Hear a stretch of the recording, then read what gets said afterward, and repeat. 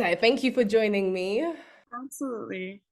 I just loved, honestly, when I saw your story, I just had to, it makes too much sense. We need to digest, we need to go through this, we break this down. Um, so I have so many questions, but let's obviously start with, okay, so were you born in Ghana or are you from the diaspora? How did you come about? Let's start from the beginning. How did I get to that point, basically? Yeah. So both my parents are Ghanaian. They live in Ghana. I was actually born in Texas. I was born in Dallas, but we moved to Ghana when I was maybe about 6, 5, 6, 7. So I actually grew up in Ghana. I lived there. I went to Faith Montessori when I was younger. I Okay. went to Real Church, and then I went to Lincoln Community School. So I finished high school in Ghana. Mm. And then I moved back to the States for college. So I went to college. I lived in Maryland for a while. And then after Maryland is when I moved back to Ghana and I started my business. So that's just kind of how it all took Okay. off. Yeah. Okay.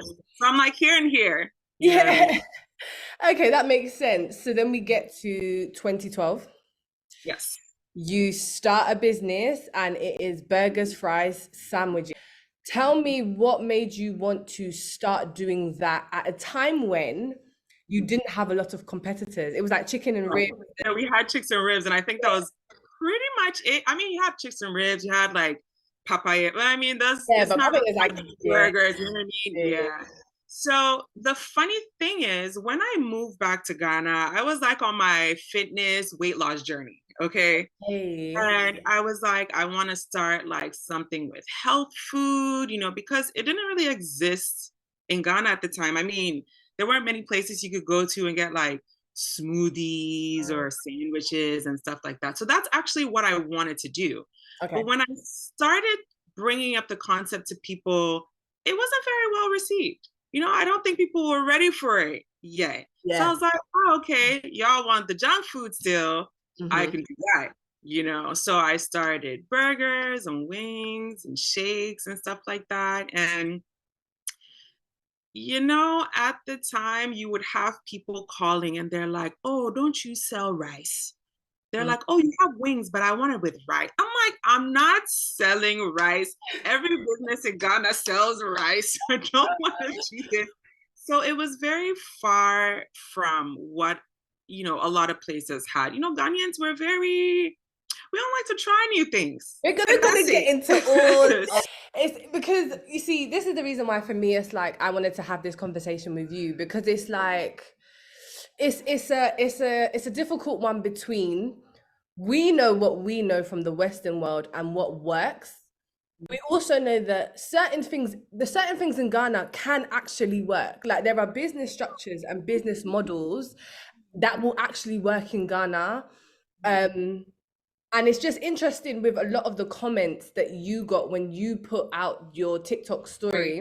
Ghanaians don't like sweet things, Ghanaians don't like this. But then at the same time, it's like it was the economy. And that was Mhm. my thing that I was like, hello? It was the Right. economy. It wasn't the fact that Exactly. because we've Exactly. seen we've seen companies like Rose Garden Mhm, who mhm, mhm. they're selling chicken and waffles, Right. pancakes, and do Right. very well. And right next door is a cupcake shop, Right. right? So my thing is, it was like sometimes we could be very box minded. And I don't think it's got anything to the fact that it was a disliking to what you were selling. It Oh, was the definitely not. economy. Not. It was Mhm. the economy. So you go Exactly. from doing burgers, fries to shifting into a bakery. Now tell me what made you What happened? want Yeah. to do that, bearing in mind that Ghanaians are saying they like meat pie and bull fruits. Why cakes? Pie cake. So that's also very linked between Lunchbox and baked. So what happened is I used to sell a red velvet milkshake. Mhm. Now, at the time, I didn't really know how to bake. So I used to have a Really? friend that would make them for me, and because I put real cake in my red velvet milkshakes, right? Hey. Some point, it just the delivery and the quality of it became a little bit unreliable for me. So Mm-hmm. I was like, you know what? Let me try and see if I can make it myself. So that's literally how I learned how to make cakes. I'm self-taught. It was literally trial and error over the years. That's how I figured it out. So I started making it myself. And then people are like, oh, but do you sell cupcakes? I'm like, I don't sell cupcakes. And I'm like, but I mean, I guess I could. Like, I make them now and they're not so bad, right? So I started making cupcakes. I actually sold cupcakes only for a year. And this is whilst I was doing the food. So I kind of do that on the side. Okay. And at the time with the food, that was the period of time when Ghana had Doomsaw, right? So we'd have like 12 hours of light, 24 hours off. It was the most insane thing ever. Everything was getting spoiled and we were losing so much money. And mind you, not that many people buying burgers in the first place. So now the little money we're making, we're losing, So I was like, maybe I should just focus on the cakes, but because at the time, a lot of people were buying the cupcakes, So I was like, at least with that, you can kind of time when you're going to make it. You can pick and choose if you want to take an order or not, unlike food where you just gotta, you gotta be open all the time. So I was like, you know what, let me let this food thing go and let's see where the cake thing goes for a while. So I tried that for about a year, still under the lunchbox. I actually changed it to the lunchbox cakes. And I did that for about a year and it took off. Ghanaians like to say, we only like meat pie, we like blah, blah. They love cake. I promise you, it's the nuttiest thing. God. That's kind of how the transition happened. It was completely accidental. But it was worth it, yeah. Because I'll ask you, when you were contemplating over the concept of cakes, at the time when you were kind of creating your like business forecast, let's just say, did you think it was going to be sustainable? Could you say like, I'm going to make cakes and I think it's going to sustain for the next 5 or 10 years? Or was it, let's just do it? And honestly, I am one of those people. I like to joke about, I'm one of those people who's born with the audacity. Like, I don't think I even thought about it that far. Yeah. So no, I didn't really think it was going to take off like that. I, at the time, was working part-time. So my family owns a hotel. My mom also owns a fashion design school. You probably heard of her, Tracy Ababio College of Creative Design. Okay. I actually worked for her as her COO.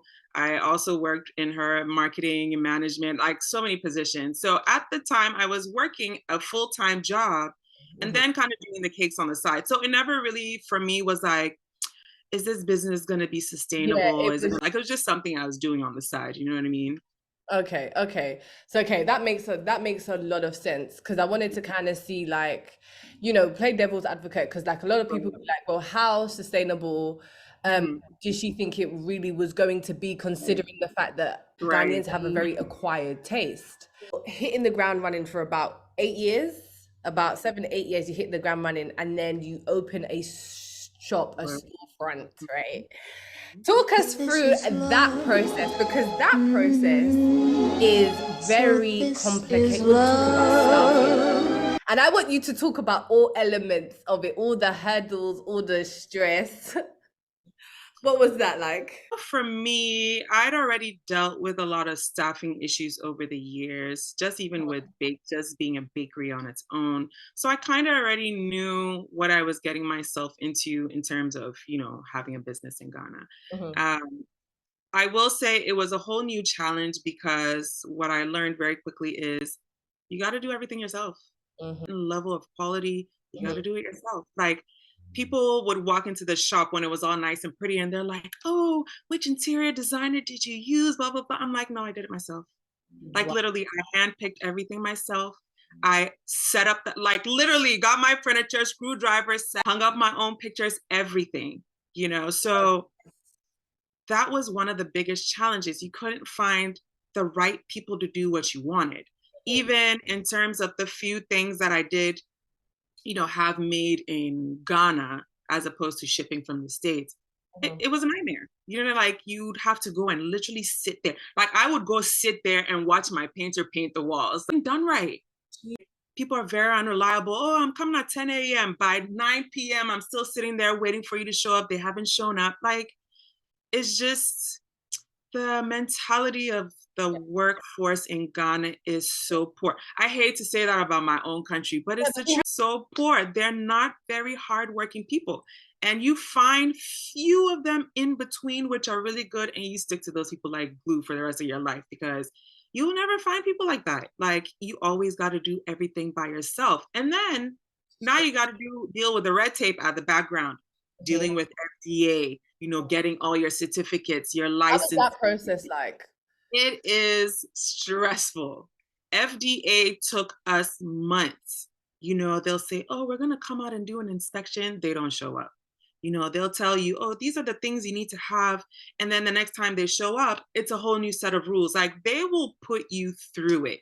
All the companies, they will all put you through it. It's Feel like they knew what they were doing, like they were experts in their field. Yeah. They know what they're doing, but they do it to stress you out so you pay them. That's just what it comes down to. There you go. I mean, I don't want to say it, but I'm still gonna say it. There you go. One of them, I'm not gonna say specifically who, but even one of them, I remember he came and sat in the shop. He's supposed to be doing an inspection. He didn't look at anything, and he goes, "Oh, your place is very nice. So what are you gonna give me?" I'm like, "What?" He's like, "Oh, are you gonna give me some cake and a drink or something?" Hey. I'm like, I guess. And then when he gives me his mobile money number, like, oh, so you can send money here. I'm like, okay, I get it. That is the system in Ghana. And this is why I was asking you, because it's like there is a lot of back alley comes to the like ecosystem and the business sector of Ghana. So that's why you have, it's unnecessarily complicated.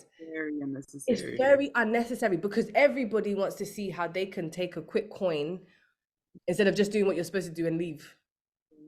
And the sad part is I feel like there's so many businesses that could be started, or so many businesses that could thrive or do better if our systems in place were better. But they make it so difficult because everybody is greedy. They're all looking out for themselves. They're not doing things the right way. And if you, want to do things how it's supposed to, trust me, they're going to drag you through the mud. Yeah. And I'm one of those people, like, I'm not paying you nothing. I'm not, even Ghana police, when they stop me on the road, I'm like, well, I guess we're going to the police station because no, I'm not giving you a bribe. That is with my whole chest, like bombastic side eye, because you ain't getting time from me. You're not, I don't care what I don't care where you think I'm from. I really don't care where you think I'm from, because who told you that in abroad we have money? I don't know where this thing comes from. So when they see you putting in the work, it's like, talk to me about that as well, because obviously you get, so Baked has a storefront, right? So you're making cocktails, cakes. I remember seeing the store, or the shop should we say, and it was like the decor was just like, one, as a female entrepreneur, how were you perceived? Like, how did people kind of perceive you? Was it a situation where a lot of people were like, yes, she's a female boss, she's getting it? Or is it, oh, madam, you like to work too much, you love working, you two just relax, just relax? It's a bit of a mix of everything. Another thing I learned working in Ghana over the last 2 years is, number one, there's absolutely no respect for you if you're a woman. There's also no respect for you if they think you're younger. So I find myself having to remind people, I'm like, I know I look young, but I'm actually very experienced, and I've been in the business for a long time. I'm 36. Like, I'm not a kid. And even if I am, so what? You know what I mean? Yeah. That was one of my biggest problems.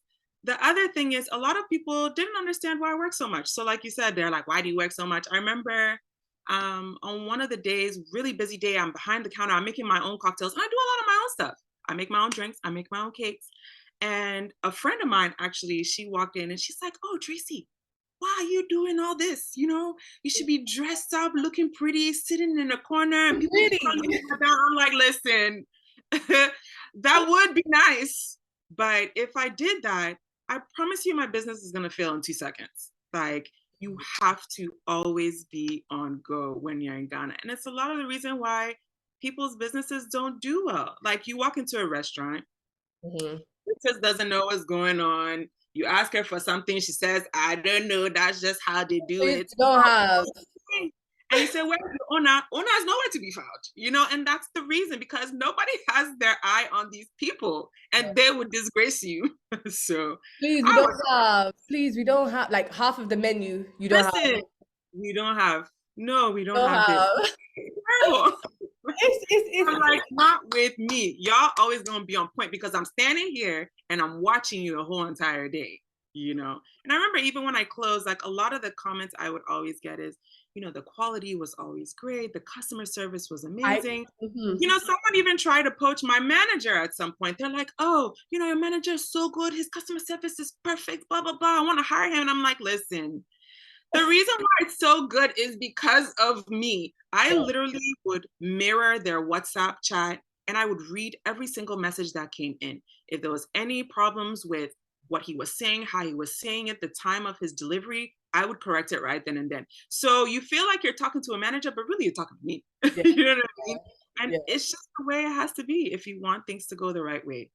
Yeah, you were definitely on job. And I think obviously with Baked having a shop now and seeing how like even the way from the way the cupcakes were decorated to even the way before you got your shop, even the way you did your cakes and your presentation, your attention to detail, down to like we talked about the decor of the shop to the color plan in the shop, to the chairs, to the tables, even to the way you did your cocktails and you added sweets in there and drink. And it was, but do you feel like, right? Because I've had this conversation with a few people as well, that you were just ahead of your time. I don't think so. Okay. For the shop specifically, I don't think I was ahead of my time. For lunchbox, yes, way ahead of my time. Because I even had a food truck at that time, and people are like, "What is a food truck?" And I'm like, "What is that?" But for baked with the storefront, I don't think that was my issue because we actually had really good patronage. And I know people under the comments, the video from TikTok, people are like, oh, people don't like sweets. That's why they didn't come. And I'm like, that's not really what the problem was. It wasn't that people weren't coming. People were coming. The shop was full every single day. The real problem became when it was no longer making money because our profit margins just went poof, like overnight. That's really what the problem was. But I feel like Ghana is in its Instagram era. You know what I mean? So everybody wants to come to a cute place. They want to come and sit down. Even if they don't have money, they still want to come and sit and buy something. We would have people who would walk in, take pictures, buy one drink, and then leave. I remember this was the craziest thing. There was a girl who came in. She sat down for about an hour. She was waiting for something. We're like, what is this girl waiting for? And it turns out she was waiting for her bike rider to bring her shoes. And so she changes into these heels. She takes a whole bunch of cute pictures. And then she's like, oh, please, can I use your bathroom to change? I have to go to work. I'm like, what? So Are you joking? she legit came in, she bought one drink, did a whole photo shoot, and then she left, So I don't think it was ahead of its time per se. I think really our main problem was financial at the end of the day. And honestly, I think I had just reached the point where I didn't want to have to keep fighting, and I knew 2023 was going to be even worse, because prices are still going up, VAT was being increased, all our taxes had gone up, e-levy has just been introduced. And I'm like, I foresee this year being even more stress. And I had just reached a point in Ghana where I was tired. I don't know if you've lived in Ghana before or not, but I'm currently here. and when you go from the States to living in Ghana, at some point you just reach a point where you're like, this place stresses me out so much. And I think I was just at that point. So the only thing holding me back was my business. And when my business was like, kind of doing the little wishy-washy thing, I was like, I'm not doing this anymore. Like, I'm tired.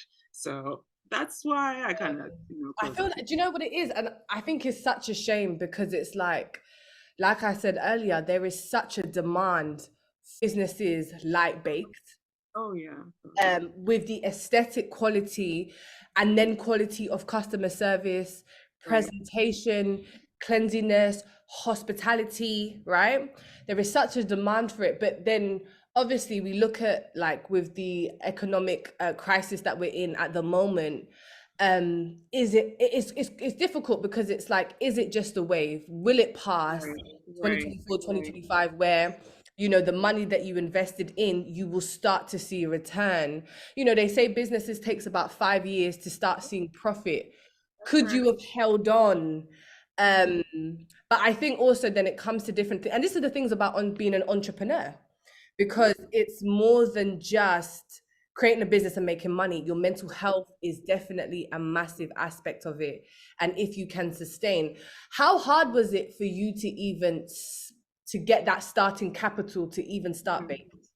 So that's also another one. A lot of people ask me, and for me, my journey was a little different. I didn't start my business with money at all. Like Wow. literally, when I started Lunchbox, I had 500 CDs.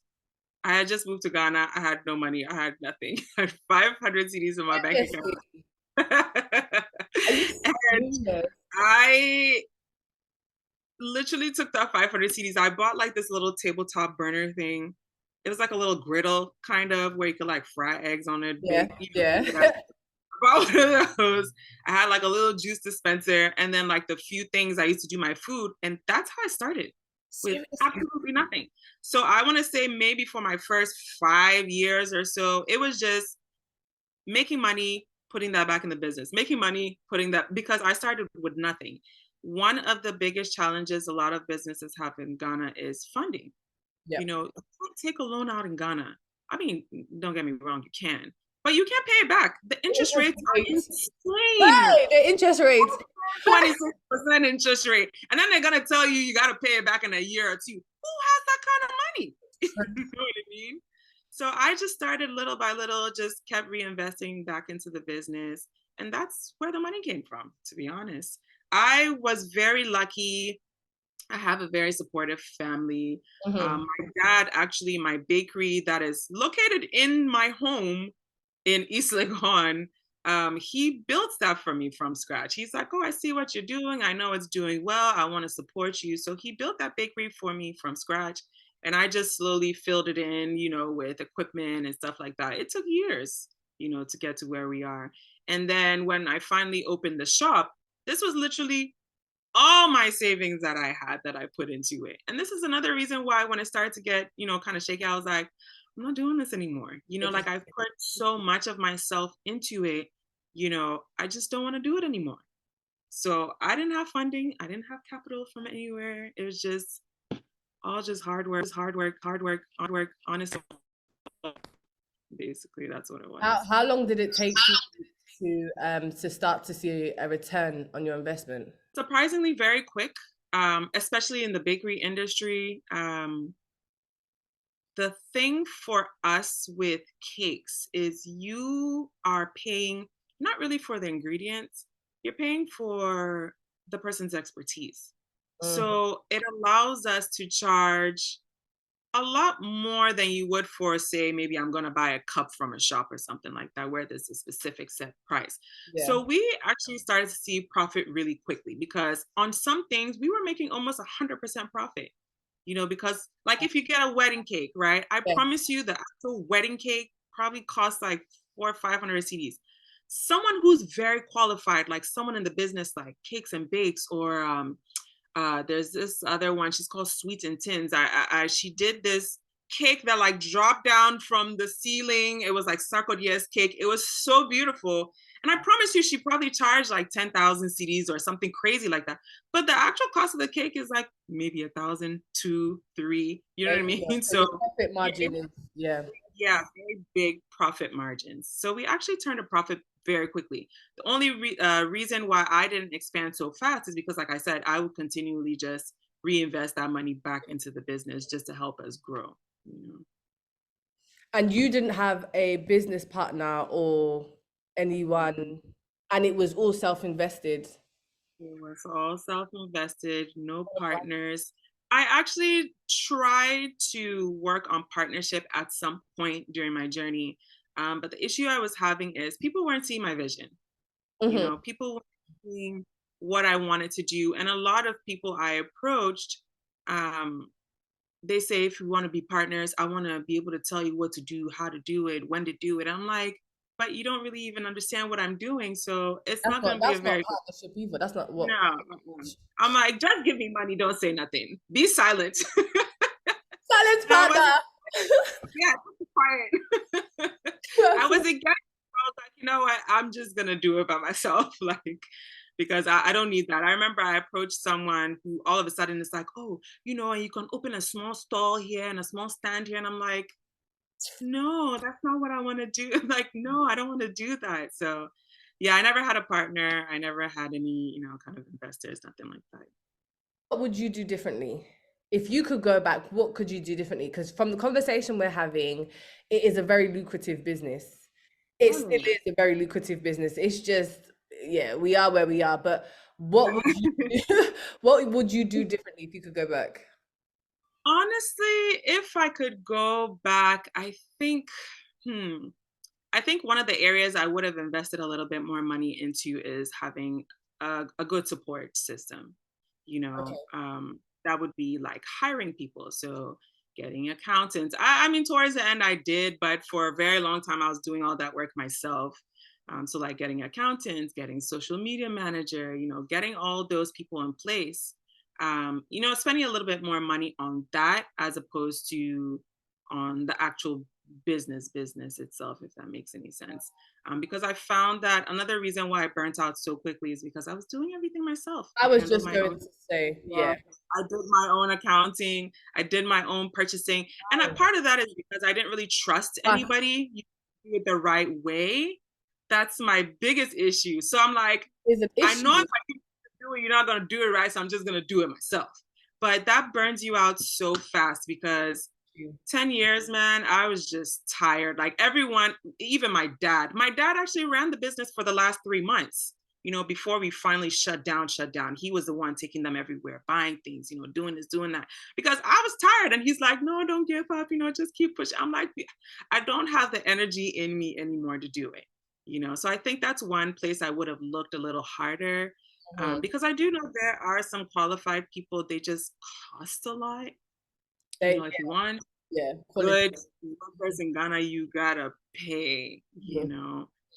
But yeah, that's one thing I would have done differently. Outside of that, I don't think I would have changed anything, honestly. I really, do you know what? A part of me really wishes you would have. I get it, but I really do wish you would have held on. I I think know. but the thing is, it's like there is, you basically were your own infrastructure. You were the Yeah, baked. If you saw yeah, the business model of baked, you were in the center of everything, exactly, but that's not exactly, sustainable. exactly. It's not sustainable, and I really wish you would have held on just a little bit enough to Yeah, build that ecosystem, because what you had is what is needed. it's hmm it's hmm it's so needed, and I feel like in a couple of years time, if you were maybe to ride the wave, you would right, have come right. out the other side. But then you see, this is the thing between business and mental health and self-care. This is what we're discussing here, because as an entrepreneur, you might have a great business plan, but you need to be able to take care of yourself enough to thrive the business. And you see, these are the challenges of doing business in Ghana, because you will burn out. You will. I mean, and I know, like, definitely that was one thing I contemplated for a while. Like, should we just stick it out for another year, see what happens, blah, blah, blah. But I was tired and just kind of with the uncertainty of where Ghana was headed. I was like, do you really want to chance it and see what happens? Like, are you going to be here in a year still? Is it going to take, like, when is Ghana gonna get its stuff together? I don't know, and I just wasn't willing to kind of wait all that out. I was exhausted, but yeah, definitely Would you that's do it what you again? need to do. Would I do it again?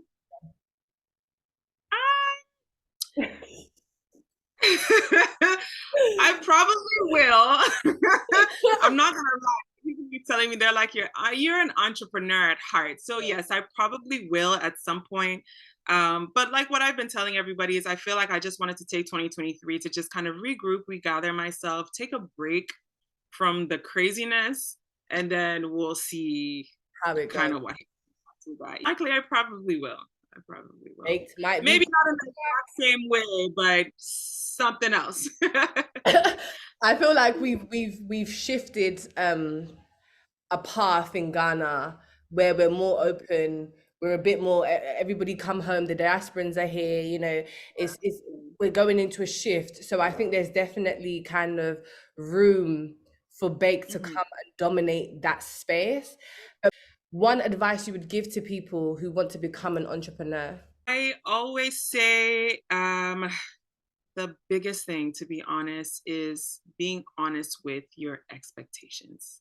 You Okay. know, a lot of people think being an entrepreneur, you know, the 9 to 5 guys, they like to say, oh, you know, I'm just going to start a business, blah, blah, blah. And I'm like, you got to be real with yourself. Like, you're not going to move from being 9 to 5 to having all this freedom that you think you're going to have.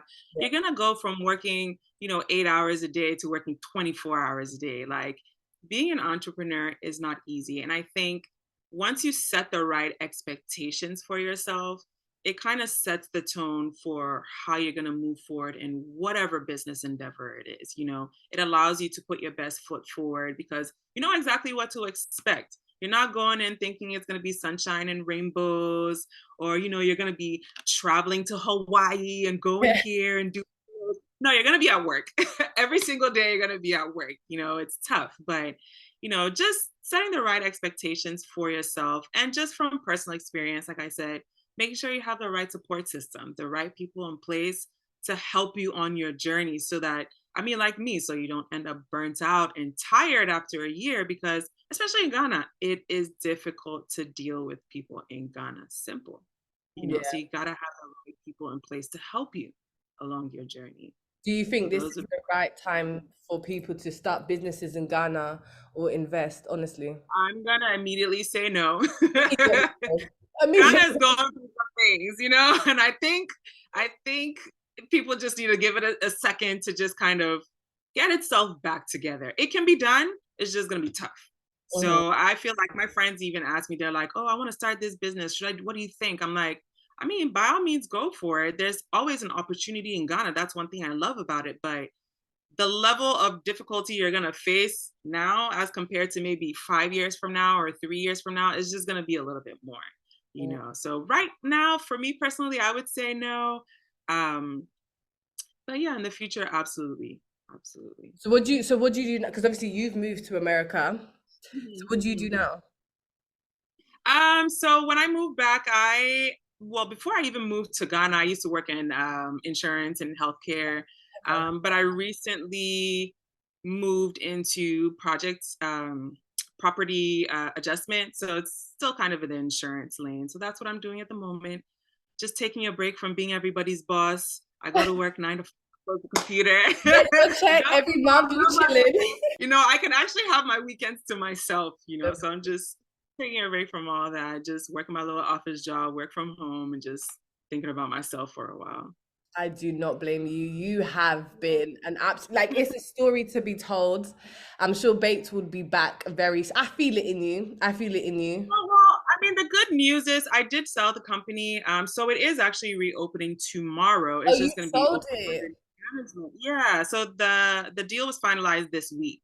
So we actually just recently posted a couple of hours ago. I posted a full-length documentary, quote unquote documentary. I'm calling it documentary. It's like me editing my makeshift editing, a kind of about stage, you know, where we came from, what we've been up to, and just how we're switching over to new management. So we just put that on all our socials.